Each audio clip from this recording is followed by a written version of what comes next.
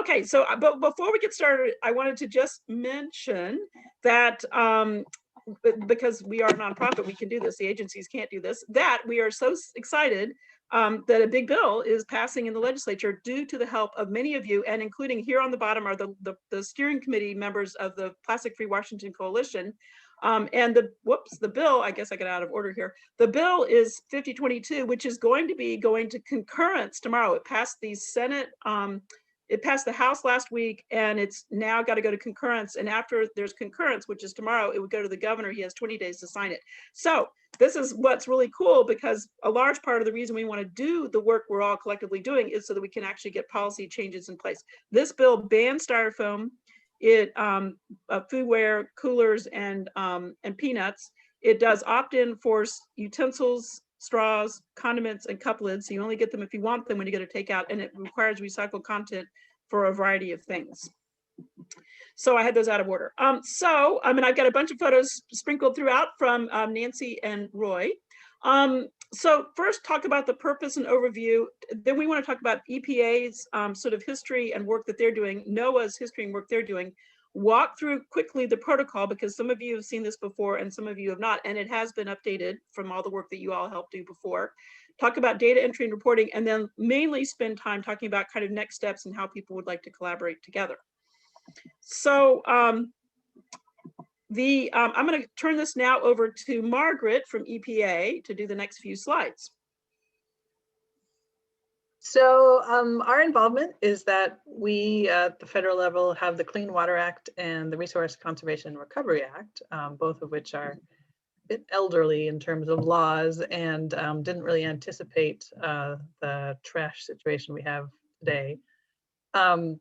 So for instance, the Resource Conservation and Recovery Act, RCRA, has people, entities tracking managed trash. You have to report, how much trash gets composted, how much trash gets collected.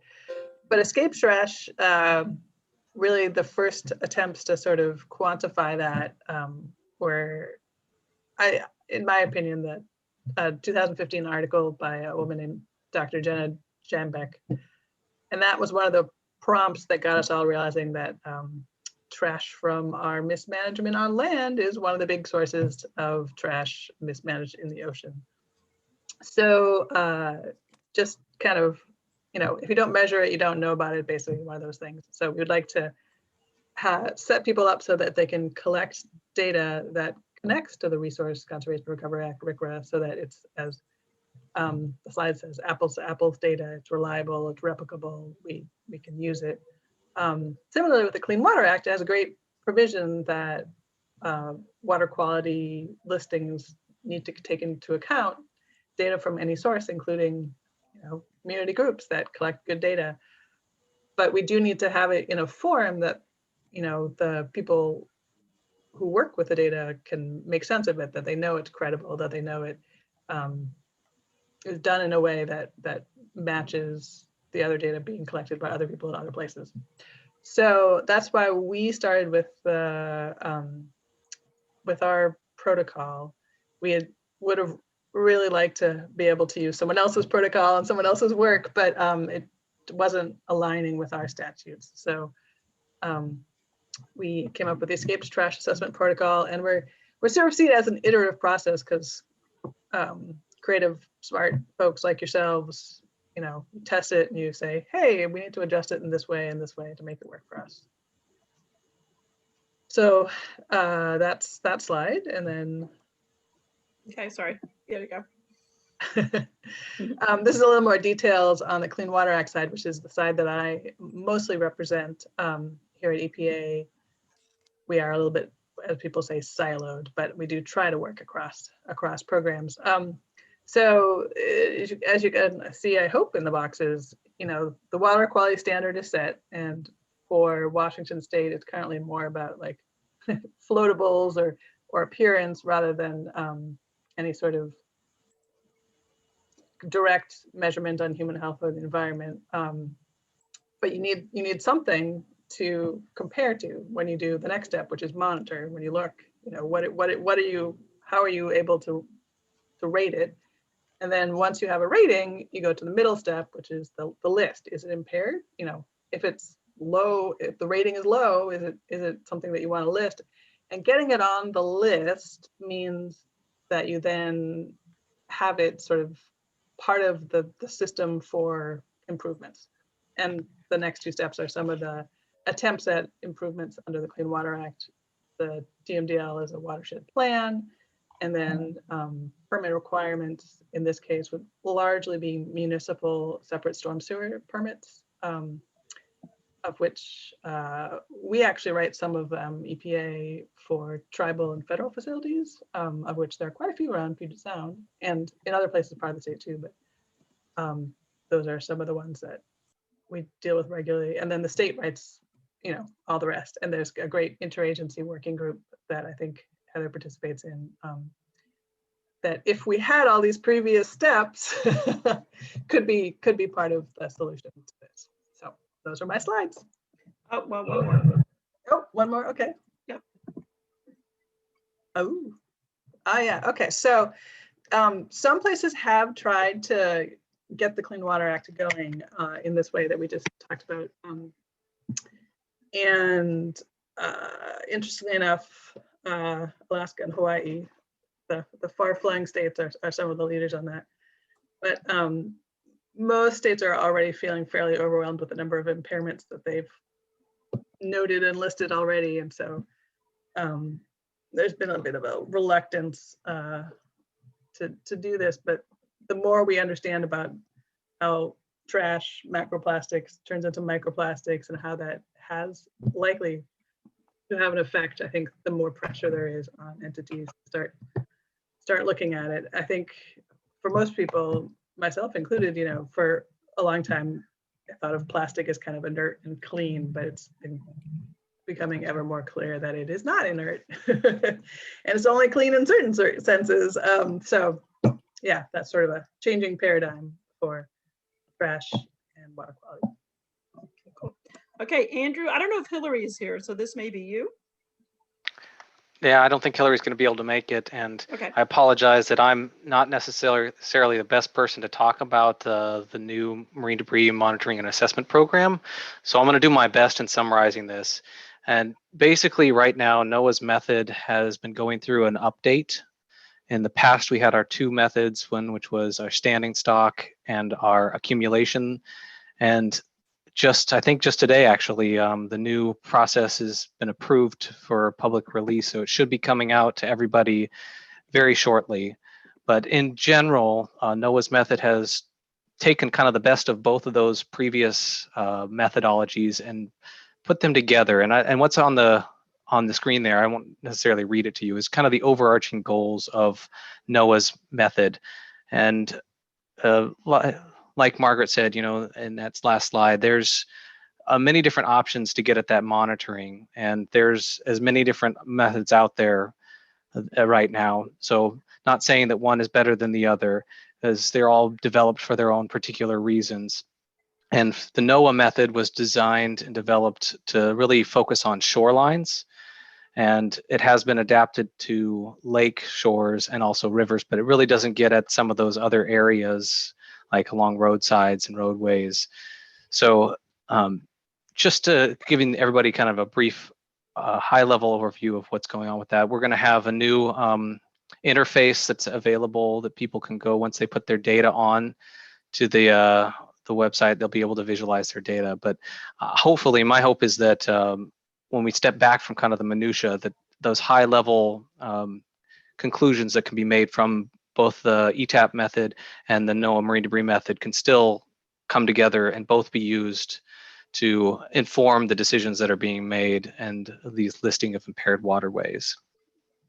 So I'd be happy to pass along any questions anybody has, and I'll do my best to answer them. But Hillary Burgess is our new marine debris monitoring and assessment coordinator, who's doing a lot of this work, and she wasn't able to make it, unfortunately, today. So I'll stop there.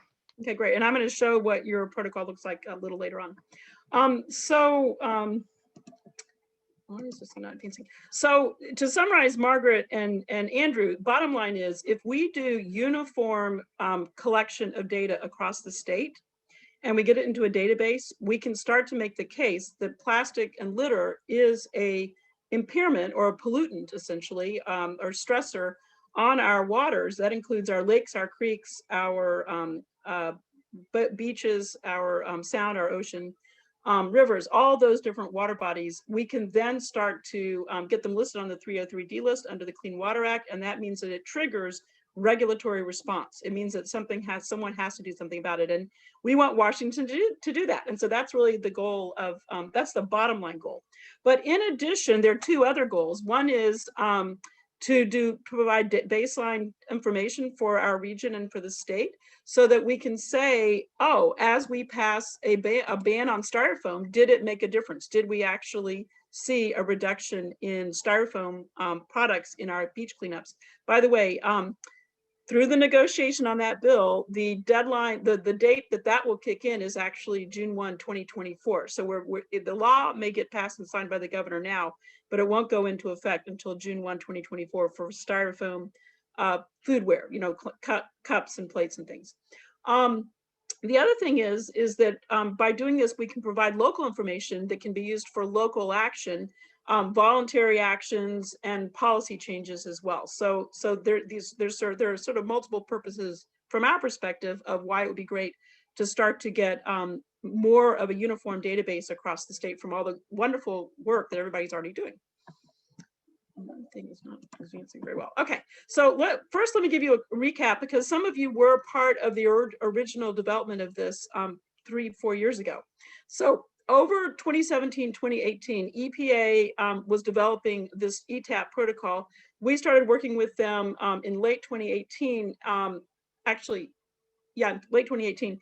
And in 2018, 2019, there was testing, and some of you, I see you on the Zoom, helped test the protocol and refine it, and that did have a big impact on what EPA has now refined more into a draft document, which I will share with you afterwards, that is based on our experiences here in Washington, and now is being used across the US.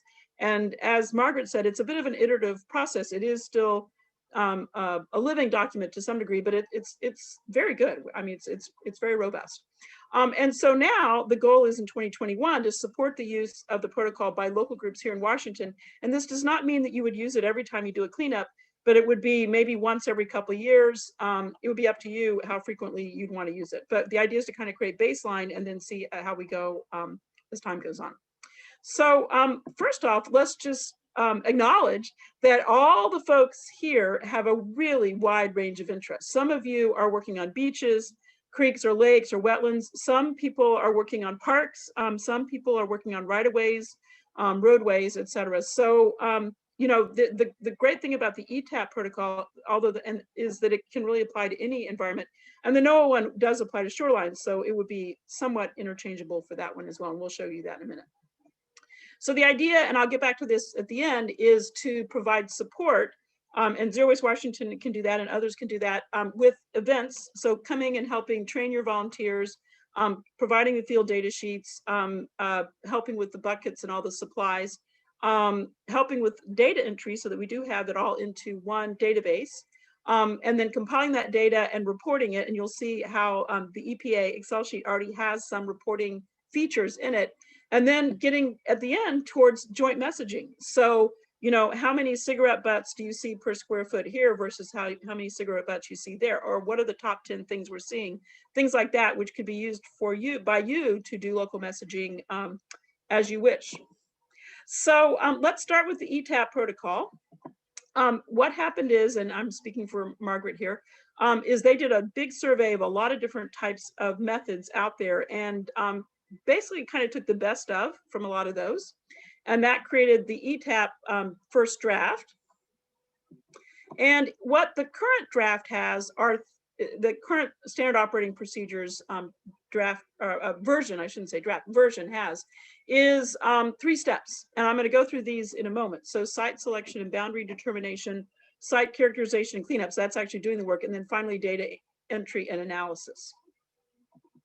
So the idea here is not to have you go do different sites than you're already doing. Puget Soundkeeper should be happy on this one because this is their territory where they do a lot of their kayak cleanups and other cleanups. But the idea is to take an area that you already do analysis, you already do cleanups of, or if you want, pick a brand new site. And then one of the first steps is actually identifying the boundary points for your site. So if it's a beach, it's usually a rectangle, and you put a traffic cones at each of the 4 corners, and you then use your phone to collect the GIS coordinates for that, the lat long coordinates for that. Same thing, if it's not quite a rectangle, you go to all the key points and you identify it so that you can get, it's a very simple online GIS way of actually being able to tell the square footage of the site that you are doing, because we do want to do, how much litter are you collecting per square foot or per square, unit. Then the next thing, and I'm going to go through this in a moment and show you the field sheet, is to characterize the site. So when you go that day and you're doing the, you're beginning in the morning, you're going to identify really quickly, this does not take long at all, what kind of site is it a beach? Is it a road? What are the boundaries, which you would put down, and you can do that later as well. And then you calculate the square footage later. Is it next to a water body or storm drain or critical habitat? The trash condition, what preventative measures are already in place? What are the land uses within the boundaries of your site? And then other general observations. So here's some examples from the reference document, which we'll send you later, that has the field summary sheet. And we'll make a brand new one now that we can also share with you, because this is a little bit updated from the one that we used 3 years ago. But you're looking at like, what's the weather condition? What's the time of day? And then you're looking at the boundaries. And then, for example, here is examples of the types of proximity that you have at the bottom there. And of course, the more photos you take, the better. And then looking at generally, how littered is it? Is it very littered or is it not littered? And there's some photographs that go along that help you kind of get a sense of what these densities of litter is. And then what kind of preventative measures are in place? Are there trash cans? Are there recycling? Are there signs? That kind of thing. So those are this whole thing doesn't take very long, but it would be the leader who would fill out this form real quick. And that goes into the Excel sheet. And then super important for the ETAP protocol is to collect every bit of trash in the man-made material in the marked off area.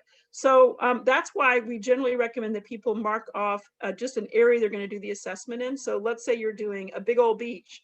You mark off the area you're going to do your assessment in, people do the detailed pickup of all the trash, everything, including orange peels, including pet waste, including sunflower seeds.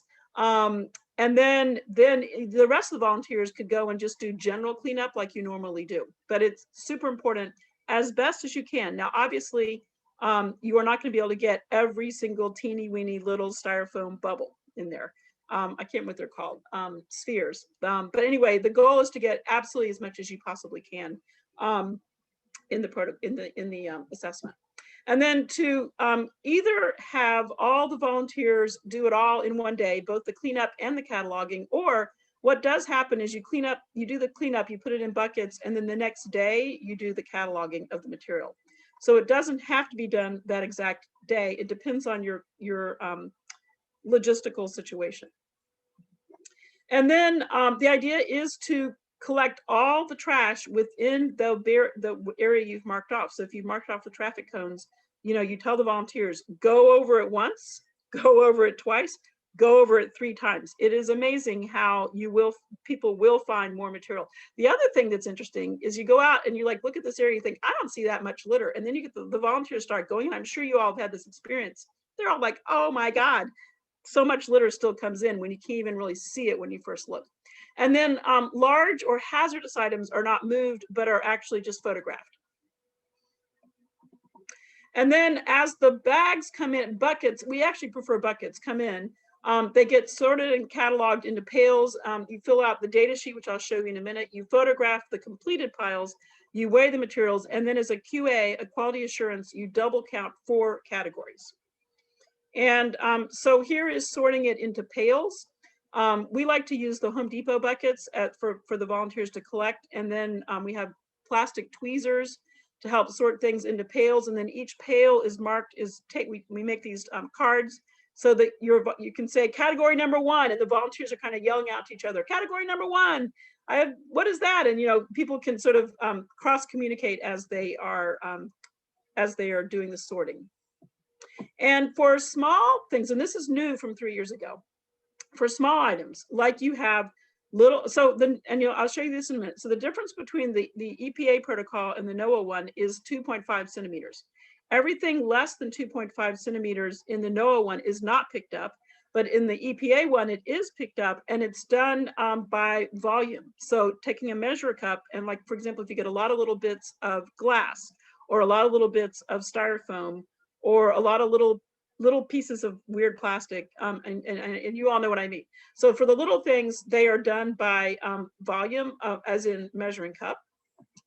And then also in the EPA one, the things are tallied versus whether they are kind of intact or unfouled, or if they are degraded and heavily fouled.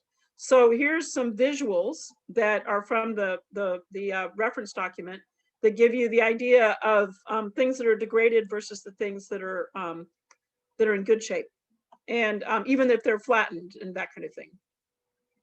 So here is the brand new, as in February, new EPA protocol, ETAP protocol. And it's very similar to the one from 3 years ago, but it is a little bit different. There's some new categories. So it's divided by, for example, if you look at the top here, plastic, and then you count the number of items that are intact in the first green column, and the number of items that are degraded in the second column. So let's say you find 10 straws and 4 of them are intact, they would go in the first column, 4, and then 6 would go in the degraded one. After you have completely got them all figured out, you then have a pile of straws. You weigh the total amount of straws you have, degraded or not degraded, and then you also can do volume. You don't have to do volume. The volume is the cases where you have the fragments.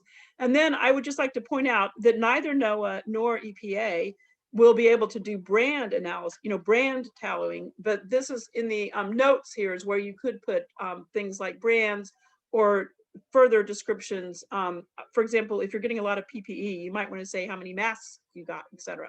So here you can see plastic, foam, and paper. And on this next sheet, you can see, if you can't read it, it's glass, and then metal, and then fishing gear, fishing items related, auto items. And we, by the way, did find a car door in a cleanup we did a couple years ago, an entire car door, and smoking and drugs. So smoking cigarettes or drugs. And then other, and the other really is a category that kind of depends on your site. Sometimes you don't find much in the other category.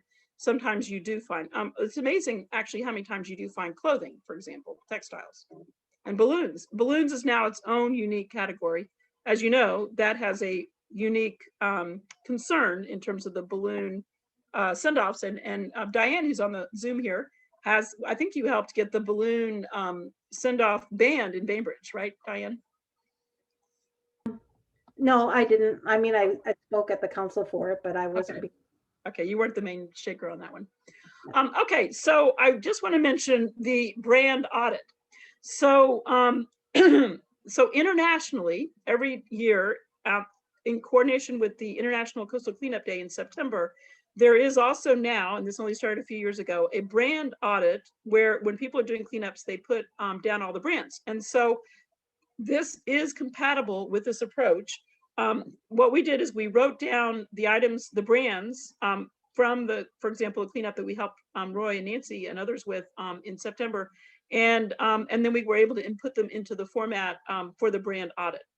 So the brand audit is focused only on plastic products. So for example, soda bottles and things like that, and wrappers and things like that. So then in the photographing, what we do is we use the tabs that we've done on each of the buckets. We then put that down on the table and array the items around it. And note that you don't see any PPE in this image. This is from before COVID, and you would see lots now. And that way you have the ability to track the photo later. Oh, that was the, it's so much easier to track the photo when you have the tag right there in the photo with it. My thing is not advancing. Here's another example of beverage cans and containers, in this case metal. But see, by having the tag there, you also have a scale as well, a visual scale for people to see the rough size of the items. And of course, here you can see lots and lots of brands. Again, the brand audit, that's the international one, is plastic, but it could be handy for other uses as well. Now, in terms of weighing, we recommend both a luggage scale and also a kitchen scale, depending on the heavy stuff and the lightweight stuff. And that was basically the protocol. Any questions so far before we move into the data entry piece? Or comments? Okay. Okay, so data entry, EPA has created a great Excel sheet that is super handy. So you put your data, and it only takes a few minutes. If you have it on your card from the field, it really doesn't take but a few minutes to enter it into the Excel sheet. And then they have this auto analysis. So here are some of the items that are actually calculated through formulas and makes little graphs and things already in the Excel workbook. So one is looking, for example, at total weight and total volume. The other is looking at the types of materials. It doesn't mean materials break down as in degrading. It means what is the breakout? What are the different quantities of material you have in the different categories from this example here? And then, for example, is it packaging, serviceware, product unknown? So that's another thing that basically is automatically calculated. And then how much of it is intact and unfouled versus how much of it is degraded and heavily fouled, indicating that it's been in the marine environment for some time. And then overall, there is quality assurance. And this is something that Department of Ecology is very concerned about, because we want to have data that is robust for them to start to think about this from the point of view of the water quality assessment. In other words, the 303D list and impairment. So one is the photos. So we have everybody take photos of all those piles and keep those in a file with so that those are collected. Training of the volunteers. Double checking the site, so having multiple sweeps of the volunteers going across the site, and even the leader going back across the site and take a look. Just, you're not going to be perfect, but trying to do as good a job. Having people kind of work in pairs when they're doing the sorting. Of course, that was pre-COVID. During COVID, we did not do that. We had people spread out more. Double counting 4 categories, and then having the site leader sign off on the data.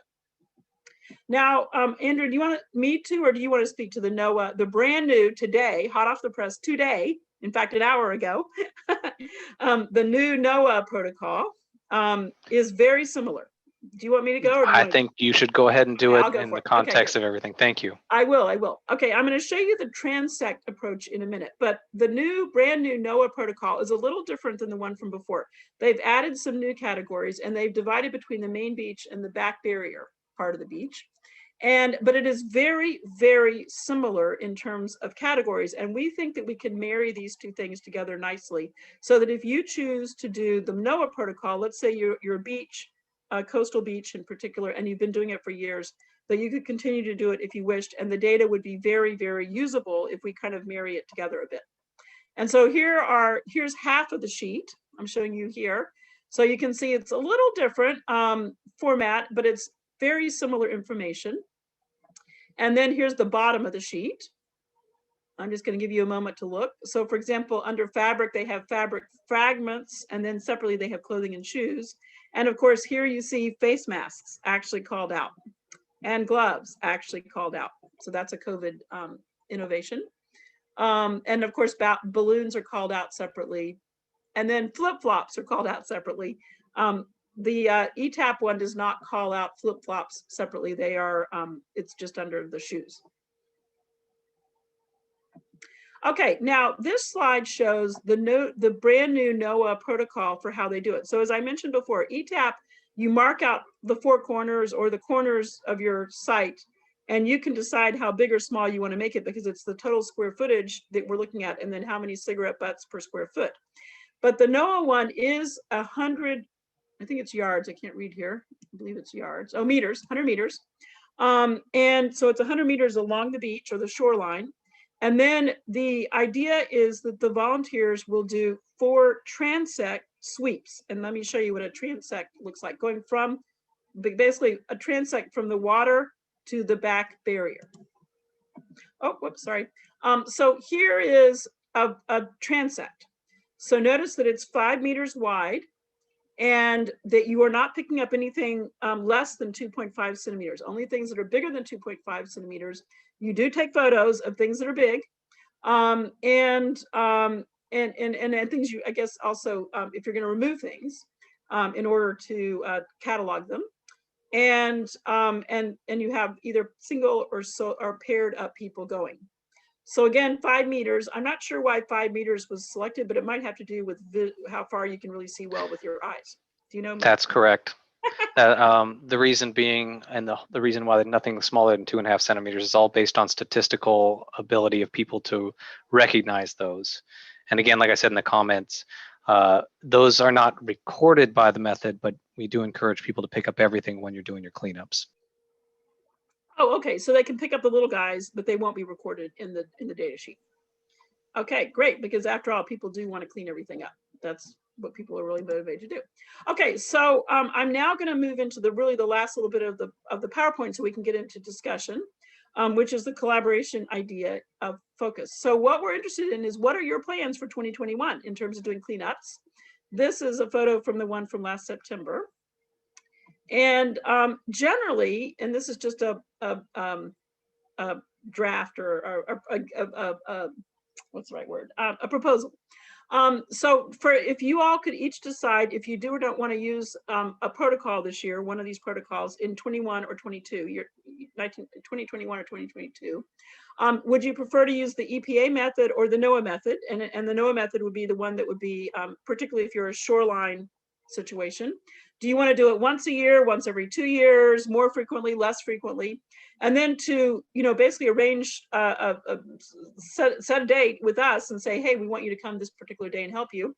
And then do training either of the volunteers at the event, or in addition to that, also do a webinar in advance. So for the one that was last September, we did do a webinar for the volunteers in advance.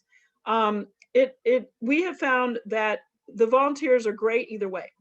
They like potentially having a little bit advanced knowledge and doing it in advance, but training people on the spot works really well, because you're basically sending them out with buckets to capture as much as they can, and then we work with the people under the canopy to actually do the sorting, then later to do data entry, and then finally to do feedback from you all, and so from the leaders and from the volunteers, in a survey kind of format, to see what's working, what's not working, what should be fixed and adjusted, and how we can work together. And then eventually, I don't know, later this year or early next year, to have a report, and then maybe do some sort of presentation or event.